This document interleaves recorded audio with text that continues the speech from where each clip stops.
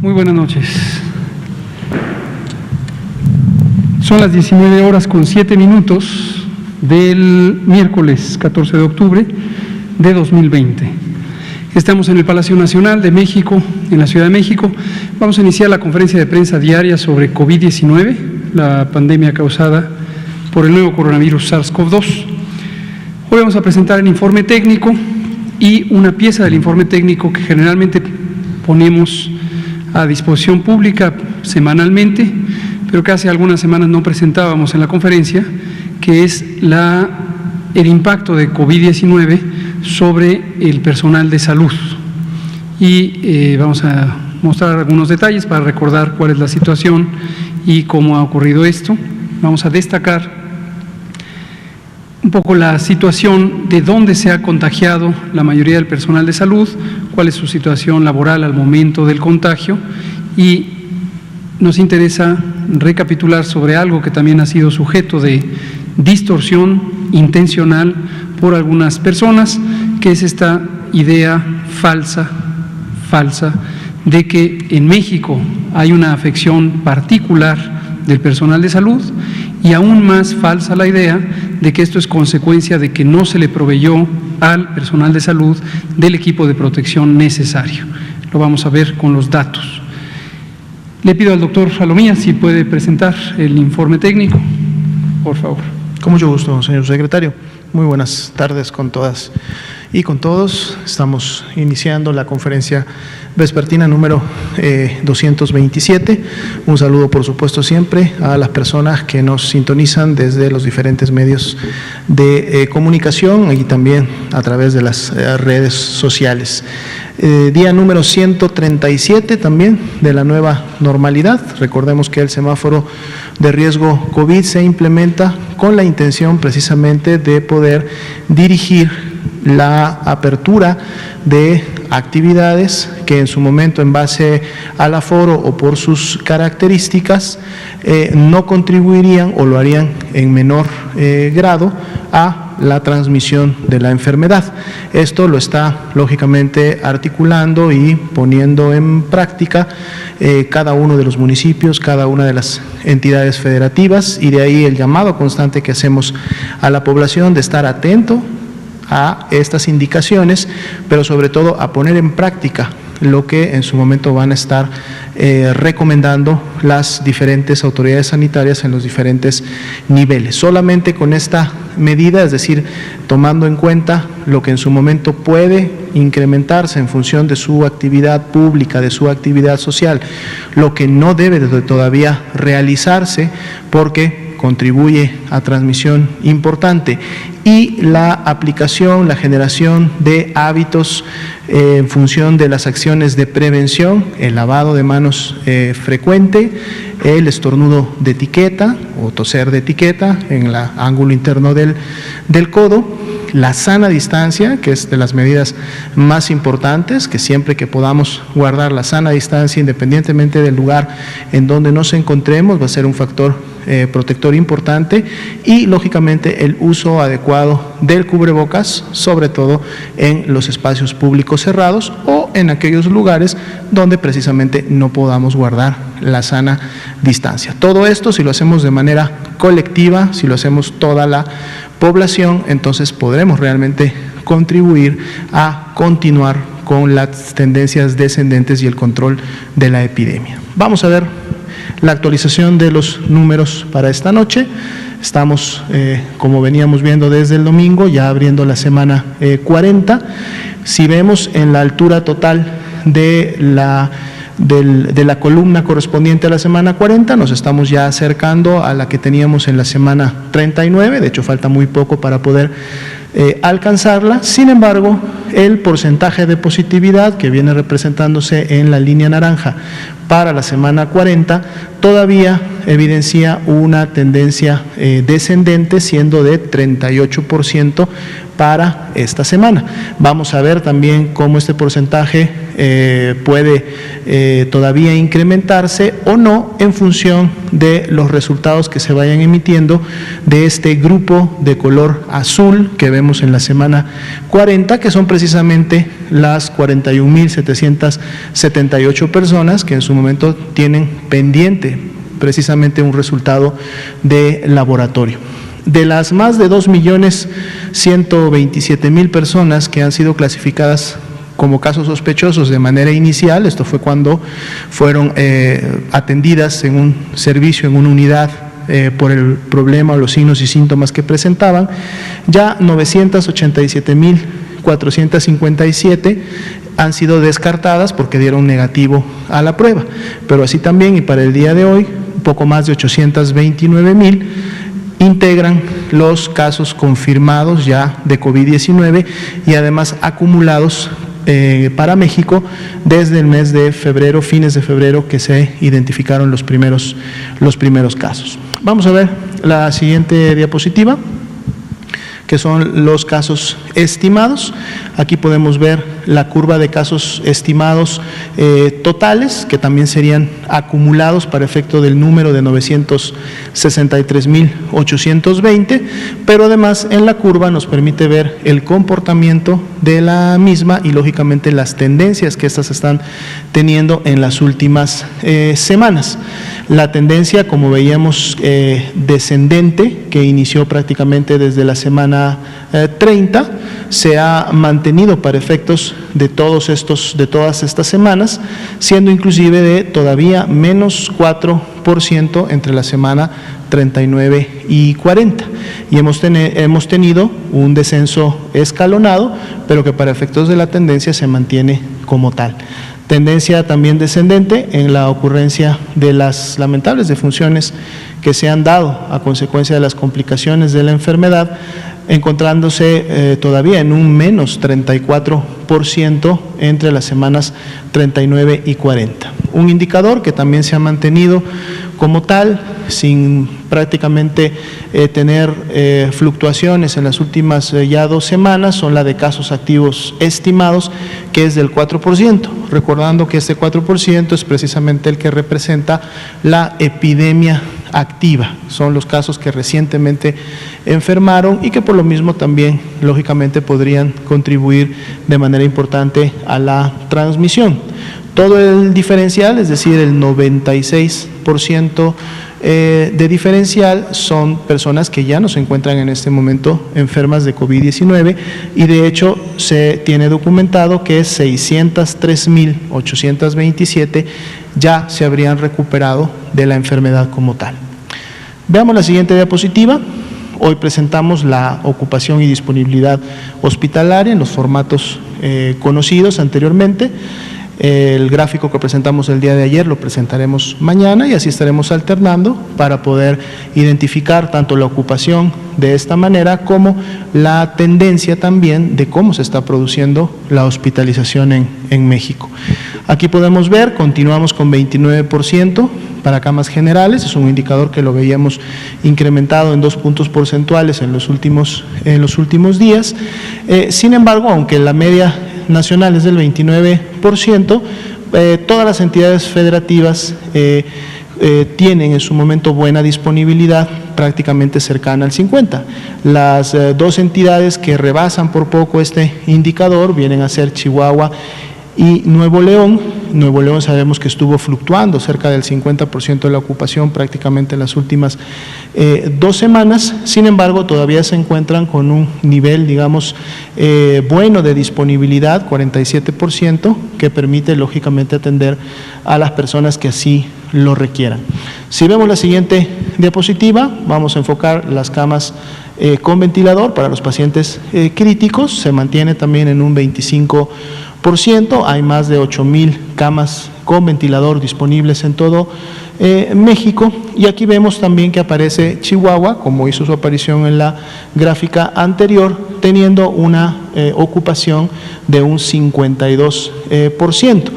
Después de ella, las demás 31 entidades federativas tienen más de la mitad de estas camas disponibles y lógicamente es un indicador que para efectos también de cada entidad federativa nos permite tener un enfoque de seguimiento de qué es lo que pudiera estar sucediendo en el ámbito local, ya que, como lo hemos dicho, la generación de casos graves o el incremento de la hospitalización puede también representar o representa más bien también el incremento en la transmisión comunitaria, dado que son una proporción de la totalidad de las personas que enferman, las que desarrollan enfermedad grave. Entonces es un indicador que nos ayuda también a ver cómo va la evolución de la epidemia tanto en lo local como a nivel nacional. Vamos a pasar entonces ahora a actualizar en la conferencia la afectación que se ha tenido en función de COVID-19 en los profesionales de la salud. Es importante comentar, porque esto hay que tenerlo presente, el estudio epidemiológico, que es el que recaba toda la información de una persona que está enferma, que presenta signos y síntomas, realiza una serie de preguntas a esta persona para identificar las principales, digamos, determinantes o información asociada al caso, lo que en su conjunto, cuando tenemos estos más de 2 millones de registros, nos permite conocer un poco el perfil epidemiológico de lo que está ocurriendo con la enfermedad. Entonces, en este caso, cuando hablamos, por ejemplo, de que para el día de hoy se tendrían 127.053 personas profesionales de la salud que han sido confirmadas a la enfermedad, es porque al momento que ellas fueron estudiadas y que fueron interrogadas vía el estudio epidemiológico, expresaron ser profesionales de la salud. No es necesario presentar ninguna evidencia de lo tal, o sea, una cédula profesional o un carnet o algo que los identifique, simplemente se toma la información de las personas que en su momento están siendo o demandando atención médica y así se registra. 230.844 también ya han salido negativas y estamos esperando resultados en 21.219. En función de cada una de estas tres clasificaciones, ustedes pueden verlos también representados para cada una de las entidades federativas y por lo tanto donde se ha hecho la búsqueda correspondiente y en donde también por lo tanto se acumulan desde que iniciamos con la epidemia en México la mayoría de los profesionales de la salud que así expresaron su profesión al momento del estudio epidemiológico. Veamos la siguiente diapositiva. Aquí tenemos los casos activos, así como lo vemos en población general, y en este caso vemos en función del total que ha sido confirmado que los casos activos representan solamente el 2.4% de todos los casos acumulados que hasta el momento se han confirmado y son 3.089 profesionales de la salud e igualmente pueden ustedes verlos distribuidos por entidad federativa, siendo Nuevo León, Ciudad de México y Jalisco, recordando que son además estados que concentran una buena parte de la población del territorio nacional que tienen la mayor concentración de los casos activos de profesionales de la salud por número absoluto. Veamos la siguiente diapositiva. Aquí tenemos la distribución por edad y por sexo. Esto en la actualización prácticamente en función del comportamiento no ha tenido cambios, siempre habíamos visto en estas gráficas, uno, que son adultos jóvenes los que más han enfermado, en este caso de COVID-19, podemos ver las mayores alturas de las barras precisamente en las poblaciones entre 30 y 39 años. Y otro dato que siempre veíamos en esta distribución es que a diferencia de la población general, cuando enfocábamos a la variable de profesional de la salud, las mujeres tenían una mayor proporción de afectación, en este caso 60% de todos los casos confirmados acumulados de estos 127,000 eran y son mujeres. Veamos la siguiente diapositiva. Aquí tenemos la distribución ahora por, en su momento, la ocupación que expresaron tener. Con 42% tenemos al grupo de enfermeros y de enfermeras, con un 29% otra profesión de la Salud, y las médicas y los médicos ocupan con un 26% el tercer lugar en relación a la cantidad de personas que enfermaron.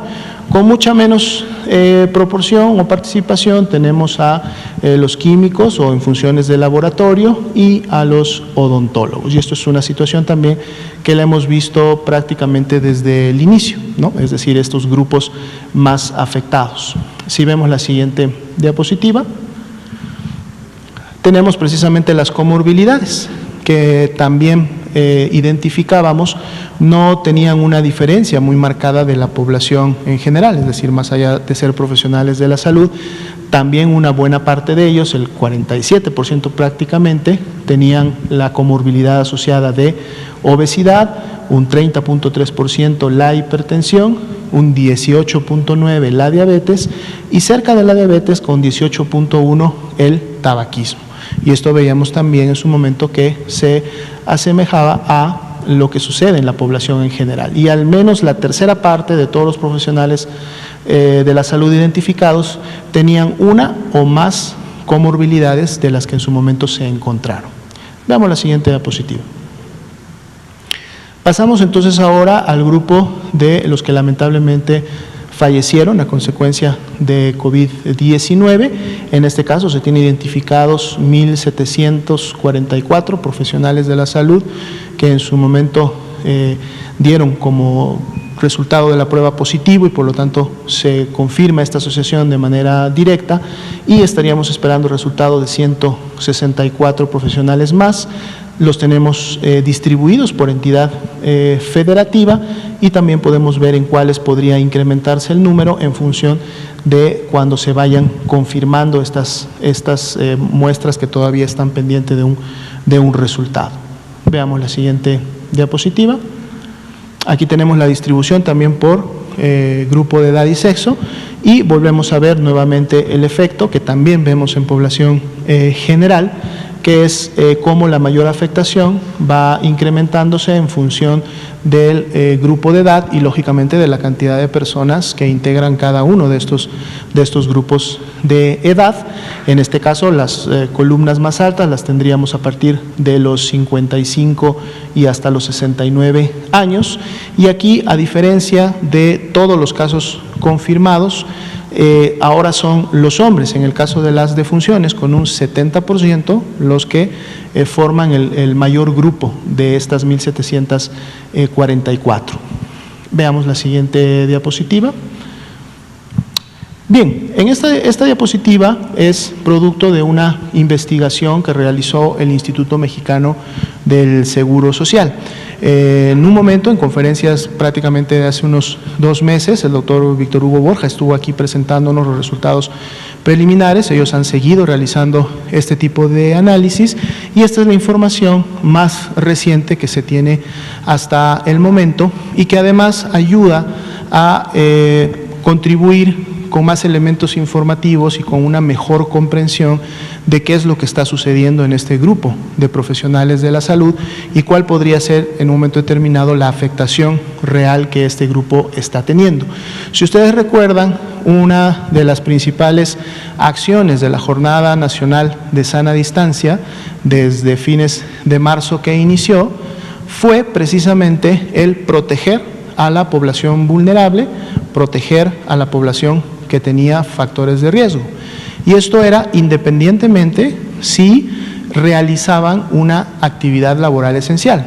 Recordemos que se definieron actividades laborales esenciales que eran importantes que se mantuvieran a pesar de la Jornada Nacional de Sana Distancia para poder dar continuidad a el país como tal y su funcionamiento, pero aún así, incluidos el personal de salud que en su momento se clasificó como personal esencial, cuando se identificaban grupos de riesgo, estos también debían ir a resguardarse a sus domicilios y protegerse. Y eso es lo que pasó desde principios de marzo y continúa pasando inclusive en la actualidad.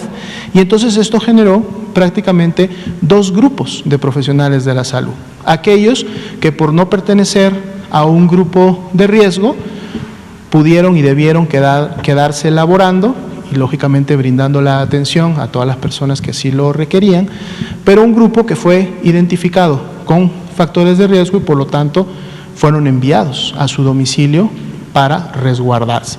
Esto sucedió en todas las instituciones que conforman el Sistema Nacional de Salud, es decir, sucedió así en la Secretaría, en el Instituto Mexicano del Seguro Social, en el ISSSTE, en Pemex, en todos. Esto fue un derecho que todas estas personas adquirieron de poder autorresguardarse en su casa. Pero entonces, en el caso del IMSS, que además tiene sistemas que lógicamente registran esto a la perfección para efectos del enfoque que tiene también el Instituto Mexicano del Seguro Social de emitir incapacidades y de velar por la seguridad de todas las profesiones, incluidas las de profesionales de la salud, se pudo identificar qué es lo que había sucedido y cuál era la afectación en estos dos grupos, es decir, tanto en los que se quedaron de manera activa trabajando, como los que en su momento fueron a resguardarse a sus domicilios. Por cierto, empezamos de un número que tanto para el IMSS y también en un estudio del ISSSTE develó que prácticamente alrededor del 50% del personal ¿sí? tuvo que resguardarse y la otra mitad tuvo que quedarse a laborar. Pero aún así podemos ver, por ejemplo, para efectos de la mortalidad, y está calculada por 10,000 trabajadores, para los trabajadores en activo es del 6.8 para efectos del último corte, y para los trabajadores con permiso COVID-19, es decir, aquellos que fueron a resguardarse a sus domicilios, es prácticamente del doble, es decir, 12.6. Para efectos de la letalidad, es decir, de los que enfermaron y fallecieron, de los trabajadores que se quedaron en activo atendiendo los diferentes servicios de atención médica, fue de 0.7, y para el grupo de trabajadores que estuvo de permiso, que fue a resguardo a domicilio, fue también prácticamente del doble, es decir, del 1.3. ¿Qué es lo que nos evidencia esta información? Que uno pudiera pensar que un trabajador en activo, por estar en el día a día atendiendo pacientes, lógicamente muchos de ellos en este ambiente epidémico con COVID-19, por esa simple situación incrementaría el riesgo de contagiarse de la enfermedad, por estar en un ambiente en donde de manera constante hay personas que están presentando el virus y por lo tanto se consideraría un ambiente en donde, a diferencia del exterior, el virus está en una presentación y en una circulación constante, pudiera generarse mayor carga infectiva. Esto pudiera uno pensar que directamente entonces lo que tendríamos que ver de manera natural es que un profesional de la salud tuviera mayores afectaciones que alguien que está en la comunidad. Sin embargo, lo que este análisis nos devela es que no fue así. Es decir, que el personal de la salud que estaba en comunidad, que estaba en su casa, ¿sí?, tuvo una tasa de mortalidad y una tasa de letalidad del doble del personal que se encontraba en activo. Y esto entonces también genera evidencia de que entonces el personal que se encontraba en activo, ¿sí?, tuvo que tener un factor de protección, porque si no lo hubiera tenido, tendría que al menos haber enfermado igual que los que estaban en casa, o ante las condiciones que acabamos de mencionar, de una continua exposición a pacientes con COVID, naturalmente tendrían que haber tenido mayor afectación. Entonces, este factor protector es lógicamente el que está relacionado o tiene que ver con todas estas medidas de protección personal para los trabajadores de la salud que en su momento están expuestos en el día a día a las personas que tienen la enfermedad. Y entonces, en conclusión, la mortalidad y letalidad en el personal de salud ha sido mayor en el personal no activo, es decir, en el que estuvo en resguardo o en la comunidad, que el personal que en su momento se quedó a laborar. Sería entonces la actualización para esta noche. Muchas gracias, doctora Lomía. Como comentábamos, nos interesa retomar sobre varias de las ideas que hemos estado conversando a lo largo de toda la epidemia, en particular cuando identificamos que algún segmento de la sociedad pudiera no recordarlas o pudiera estarlas confundiendo. Sabemos que comprender ciertos elementos de lo que acontece en un fenómeno tan complejo como la pandemia de COVID, a veces se vuelve difícil. Lo que nos preocupa es cuando algunas ideas fijas, esto comentábamos ayer, el lunes, precisamente con respecto a la comparecencia en el Senado de la República, identificamos personas que tienen ideas fijas y parecieran no estar al tanto de la información que se da aquí todos los días y de su actualización. Algunas de estas ideas permanecen como una especie de fórmulas de denuncia o explicaciones, a veces un tanto a modo, que se alejan mucho de la realidad, no están basadas en una documentación incluso elemental sobre lo que está ocurriendo, pero cuando se repiten y se repiten, parecieran generar un impacto en la comprensión que otras personas tienen de la situación y confunden, definitivamente confunden. Entonces esta es una, específicamente esta la comentábamos en el Senado o la comentaban las senadoras y senadores con esta idea muy básica, muy simple, pero además errónea de primero señalar que en México el personal de salud comparado con otros países del mundo tiene un riesgo especialmente alto de padecer COVID o de fallecer por COVID. Esto es falso, lo hemos presentado ya en cifras en múltiples ocasiones. Lo segundo, el atribuir esa supuesta incremento en el riesgo o en la mortalidad o en la letalidad a una supuesta realidad de que no se les proveyó a tiempo del material de protección personal, de los equipos de protección personal apropiados. Y tercera, desde luego, que ya ilustra una franca intención de desinformación, es tomar elementos sueltos, como esta idea de las batas transparentes, y generarlo en una acusación. Ya cuando sucede esto, bueno, queda claro que es no solamente desinformación o incapacidad o indisposición para entender conceptos como estos, sino quizá otro tipo de intenciones de confundir a la población. Aquí están los datos, aquí está la evidencia, la hemos mostrado múltiples veces, ha estado sujeta al escrutinio público en todo momento, pero con mucho gusto lo volvemos a explicar.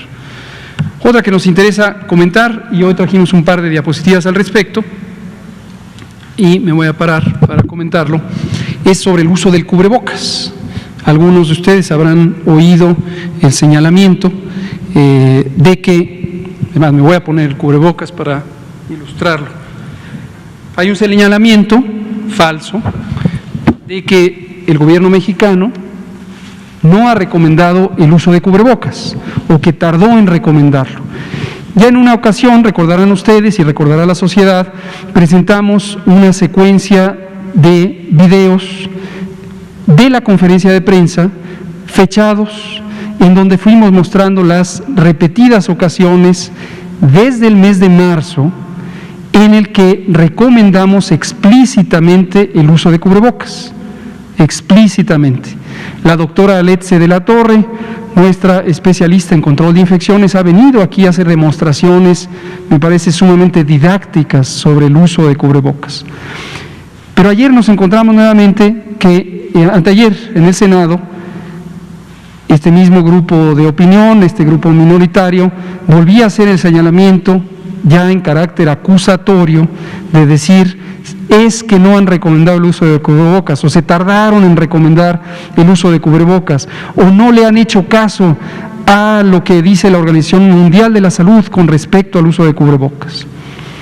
La evidencia está a la mano, los documentos técnicos fechados están a la mano y ustedes como comunicadoras y comunicadores profesionales con grupos editoriales de altos estándares éticos seguramente tienen la posibilidad y la intención de recabar esa evidencia y mostrar lo que existe. Para facilitarlo, aquí lo tenemos y con mucho gusto lo volvemos a mostrar.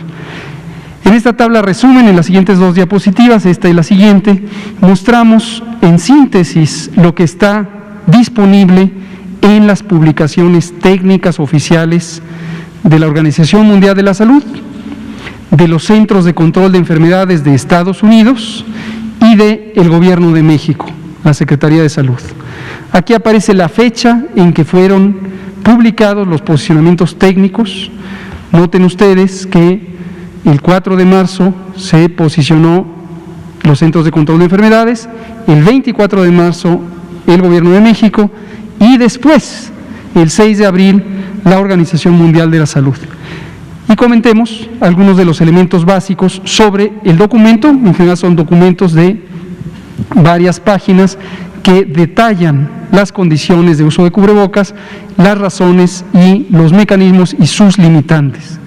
En síntesis, ¿cuál debe usar la población general? Cubrebocas de tela, cubrebocas desechables, coincidencia en los tres. ¿En qué momento usarlo? Entornos sin distanciamiento físico, es la recomendación de la Organización Mundial de la Salud. En lugares públicos, en convivencia con personas ajenas a tu hogar, entornos sin distanciamiento físico. El Gobierno de México, en lugares públicos, particularmente los cerrados, donde no hay distanciamiento físico. Enfatizar uso en personas con síntomas en cualquier entorno y grupos vulnerables, personas enfermas que conviven con personas enfermas, las personas enfermas y quienes los cuiden. Mismo concepto. Cubrebocas quirúrgico N95 o KN95, reservado para personal de salud, y primeros respondientes, reservado para personal de salud en áreas hospitalarias COVID-19.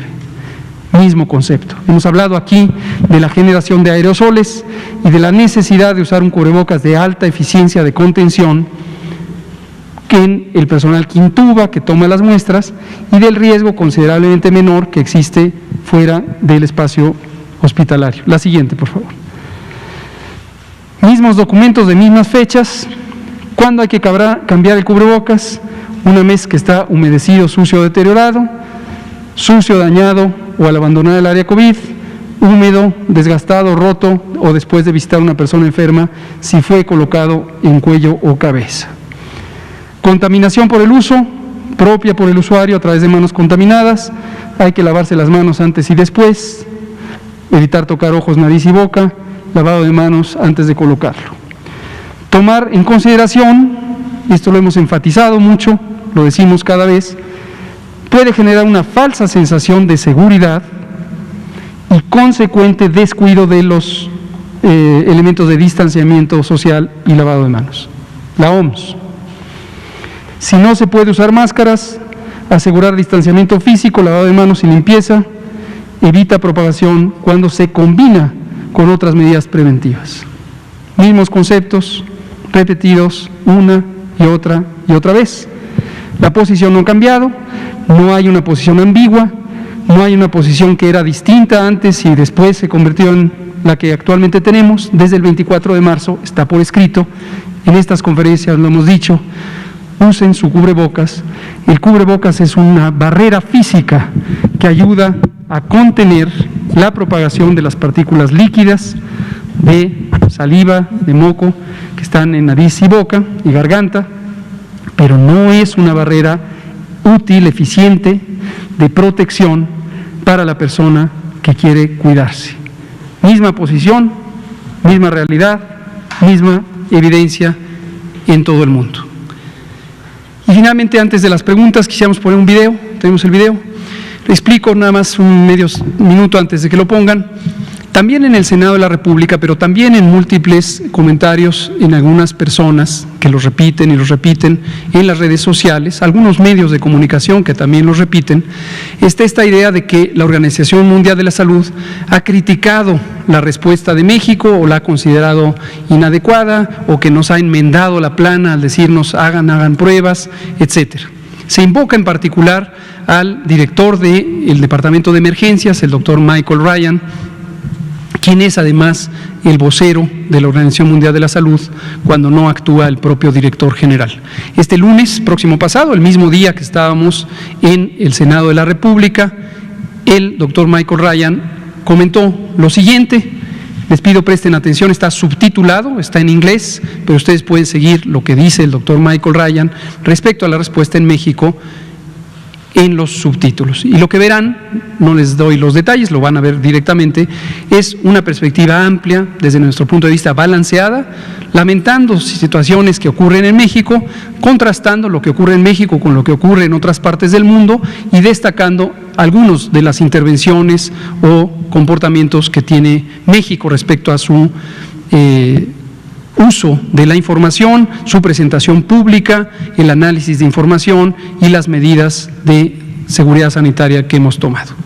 Michael Ryan, 12 de octubre, director del programa de emergencias de la Organización Mundial de la Salud. The situation in Mexico obviously remains difficult. Until October the 10th, there were over 814,000 cases and over 83,600 deaths from COVID.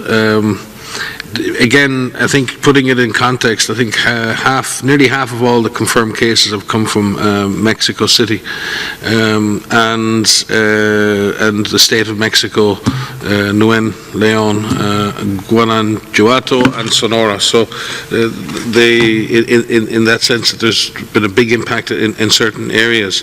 About a quarter of the patients reported to us have required hospitalizations, and there's been a preponderance of males over females, about 52% to 48%, but not such a great preponderance. Again, many people, like we've seen all over the world, have had underlying conditions, including hypertension, diabetes, obesity, were the main associated conditions there. And, you know, Mexico has been running this traffic light system, three-level traffic light system, and interestingly, many other countries have adopted similar traffic light systems in the last number of months. Mexico was one of the first countries in the Americas to introduce that traffic light system, and we would support Mexico in continuing to do that. Health personnel have been very much affected in Mexico, and again, predominantly 60% reported in females, which probably represents the fact that health workers in Mexico are predominantly female themselves. 48% of the cases in nurses, about a quarter of the cases in doctors, and another quarter in other health professionals in Mexico.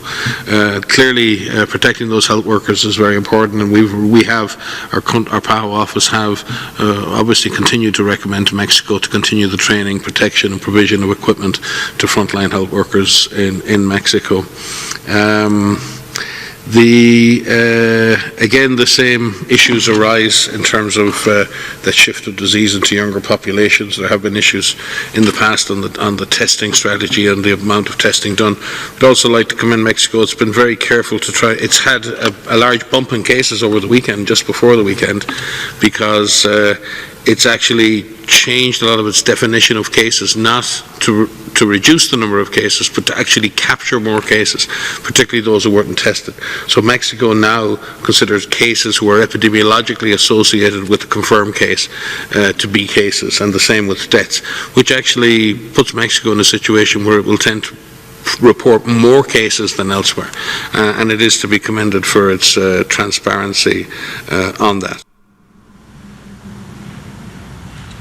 Entonces, consideramos importante, como hemos dicho aquí, la convicción del Gobierno de México es estas conferencias y otros mecanismos de comunicación o el aporte masivo, amplio, directo de los datos mismos en forma de datos transparentes y todos los tableros de control, los informes técnicos, tiene como propósito involucrar a la sociedad en una reflexión colectiva. Insistimos en este sentido importantísimo de unidad que el país debe tener, estos grupos minoritarios que han decidido mantenerse un poco al margen de la sociedad en vez de reflejar empatía, compasión y más allá de sus declaraciones explícitas, involucrarse en ser parte de la solución y no en contaminar la solución. Les seguimos invitando a que lo hagan. Cuando las cosas van bien, hay que decirlas y estimular a que se sigan haciendo. Cuando las cosas no van bien, hay que decirlas y reflexionar sobre cómo podrían funcionar mejor. Esta idea también repetida y distorsionada de utilizar el dolor humano, el dolor que a todas y todos nos produce la muerte de las personas, como bandera para adueñarse de ese dolor y convertirlo en posicionamientos políticos, nos parece, por decirlo menos, poco favorable a el bien común, al interés superior de la nación, y seguramente las personas que viven el duelo de manera directa por haber perdido seres queridos tendrán algo que reflexionar sobre cómo usan su dolor como una bandera política. Hoy el mundo está viviendo situaciones difíciles por el COVID-19 en varios ritmos, y queremos destacar, quizá era una de las preguntas que ustedes tenían en mente, la situación que está viviendo Europa Occidental. Hoy se anunció una nueva disposición del gobierno francés, el gobierno nacional, de establecer un mecanismo de toque de queda por varias semanas, con el propósito de reducir la intensidad de la transmisión. En este momento en Francia ocurren casi 20.000 contagios diarios, 20.000 casos diarios, 20.000. Y la población francesa es menos de la mitad de la población mexicana.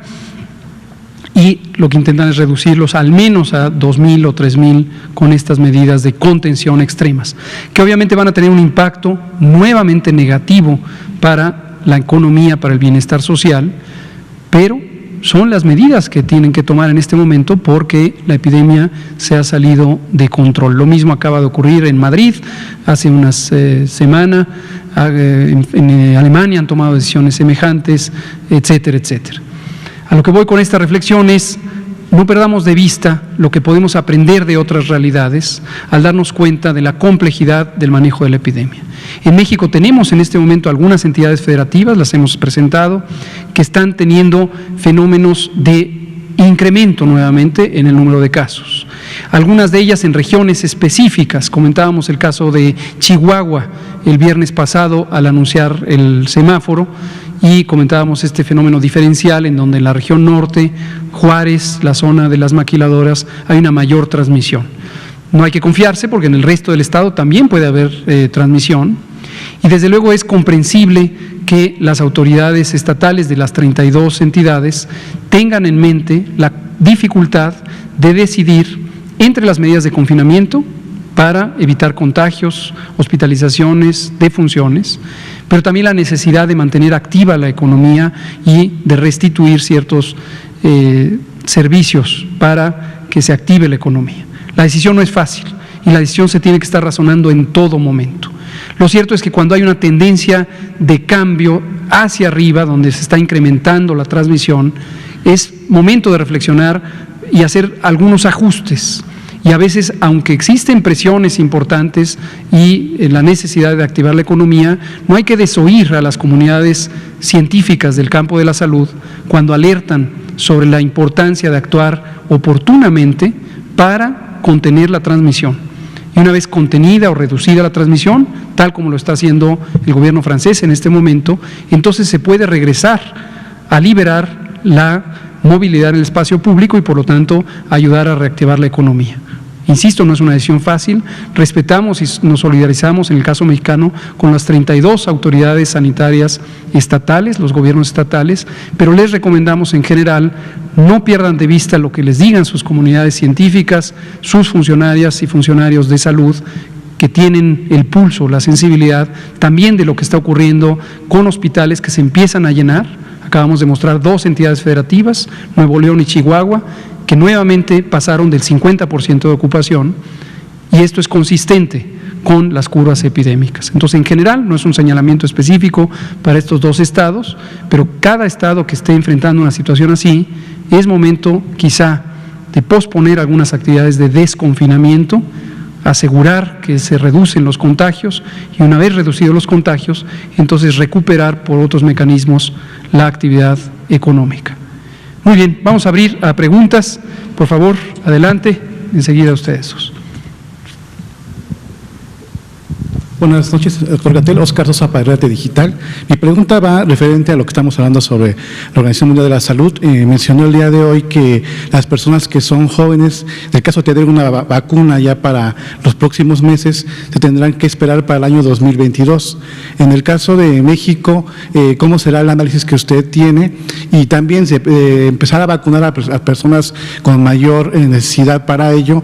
¿Cómo sería también ese panorama cuando ya se estén vacunando y los que no se puedan obtener porque no se pueden producir millones de vacunas a granel por las especificaciones técnicas?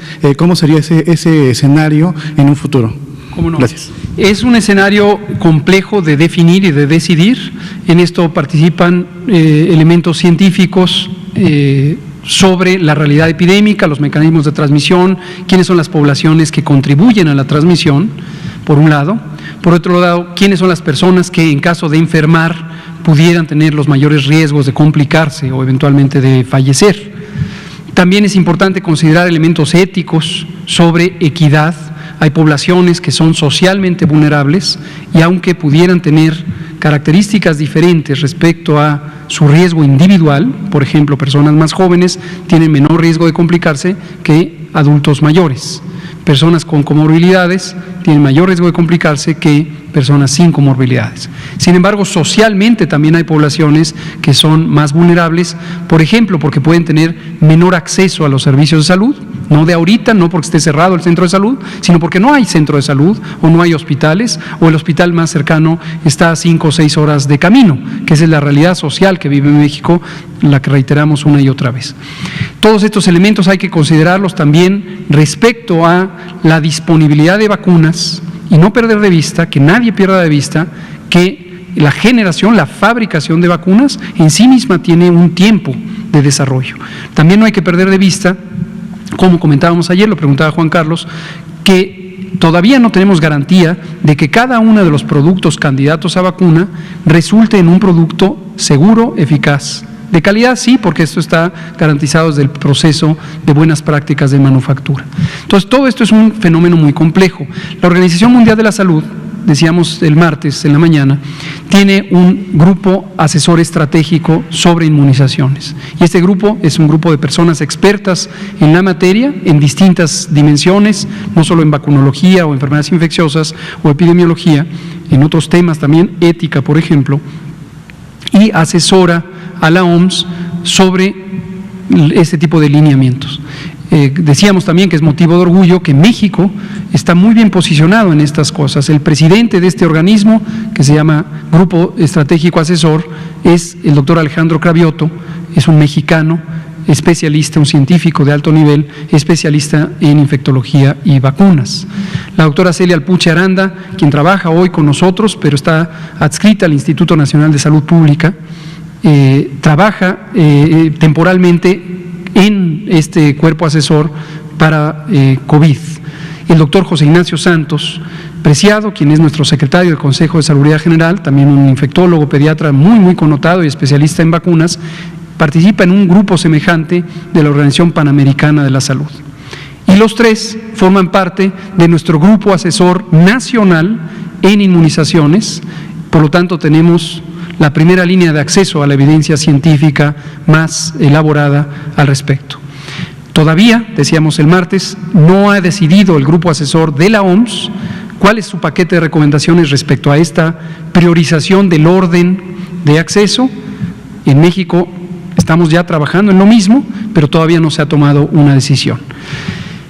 Debe quedar muy claro, sin embargo, que la decisión del Gobierno de México, la decisión e instrucción del presidente Andrés Manuel López Obrador es garantizar el acceso universal y gratuito de las vacunas COVID para toda la población mexicana.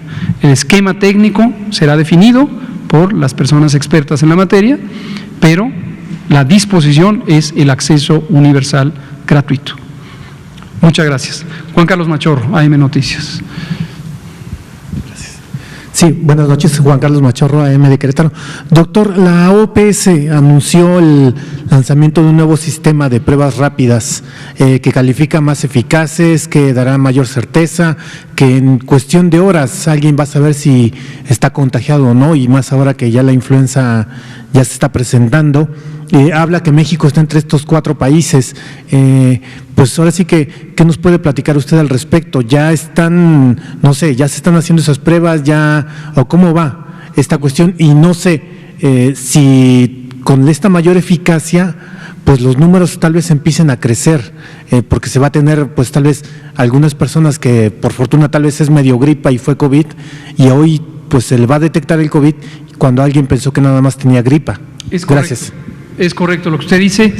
Esta se trata de un grupo de pruebas, hay 3 candidatas, hay una en particular que no requiere equipamiento de laboratorio, se usa como una prueba rápida, literalmente en punto de contacto o punto de servicio, y es una prueba que, a diferencia, quiero ser enfático en esto, a diferencia de todas las que se han estado proponiendo a lo largo de estos meses, se basa en la detección de antígenos del virus, no de anticuerpos.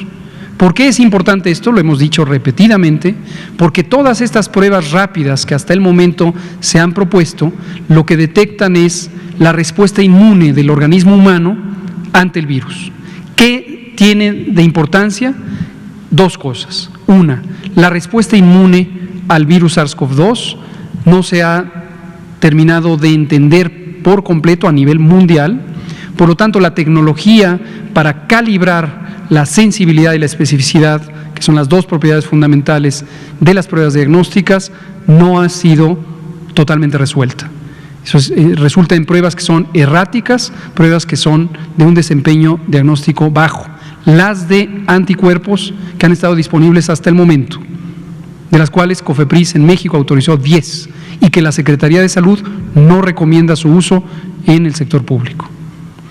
Punto y aparte, la prueba de la que habla la Organización Panamericana de la Salud es una nueva prueba que está basada en la detección de antígenos. Antígenos son, en este caso, sustancias, proteínas del propio virus SARS-CoV-2. Por lo tanto, en el momento en que se detecta la presencia de estos antígenos, se habla de que el individuo del cual procede la muestra tiene el virus en ese momento. Si tiene síntomas, es un caso de enfermedad. Si no tiene síntomas, es un portador asintomático.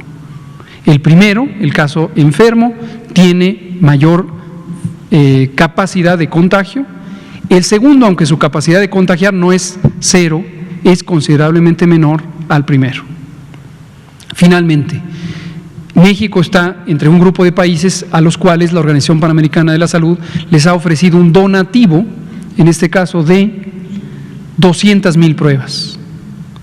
Y desde hace 3 semanas, aquí el doctor Alomía ha instruido al INDRE para que evalúe formalmente estas pruebas y tengamos certidumbre sobre su desempeño técnico.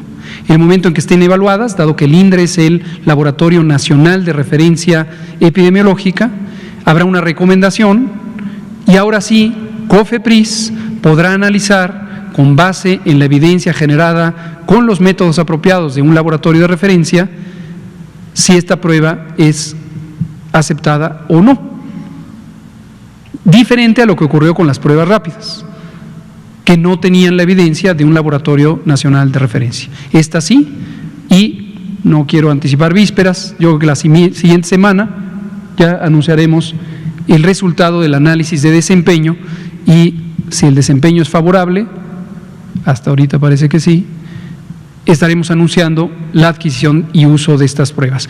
Y la consecuencia que anticipa Juan Carlos Machorro es correcta. En la medida en que tengamos instrumentos de detección más sensibles, podemos tener una detección mayor de casos. ¿Cuál puede ser la consecuencia?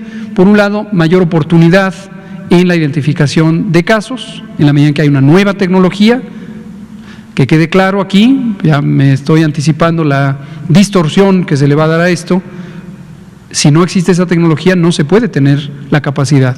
Cuando existe la tecnología, por supuesto que hay que usarla, si la tecnología es competente. Y el resultado, en términos de la estadística, es que se puede generar una mayor sensibilidad de detección.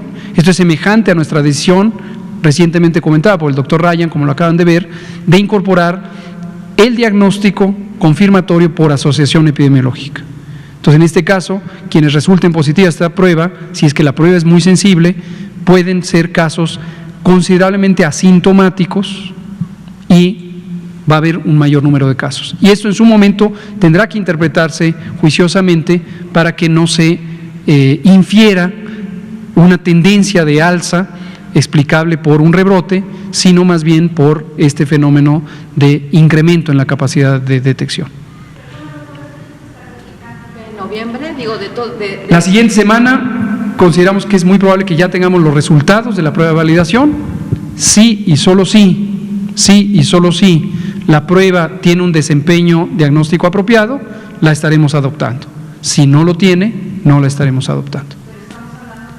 se aplicarían como por noviembre si es que todo sale bien. En cuanto esté, si está la siguiente semana, inmediatamente se procede a la solicitud de registro de COFEPRIS y el trámite, que estamos cuidando que los trámites no se entorpezcan por la burocracia, sin perder su rigor metodológico. Entonces, en cuanto esté, lo utilizamos. Estamos a 15 de octubre, por lo tanto estamos muy cerca efectivamente de noviembre. Ya no nos va a dar tiempo. Pruebas donadas y pasan la prueba, se incorporarían al sector salud. Es correcto, en principio la donación es para el gobierno, es para el sector público. Cuando decimos el sector público y el gobierno, es las entidades federativas, El INDRE, por supuesto, lo administra, lo regula, pero esto se usa en los estados, que es donde está la población, sin distingo de quién gobierna, qué fuerza política gobierna, etcétera. La priorización de envío de las cantidades de pruebas atenderá a las necesidades epidemiológicas. Desde luego, en donde hay una mayor necesidad de detección, porque la epidemia está con tendencia a la alta, serán prioritarios sobre estados que afortunadamente ya están teniendo una disminución muy significativa de los casos. Muchas gracias, aquí terminamos, 20 horas con 2 minutos y nos vemos mañana. Gracias.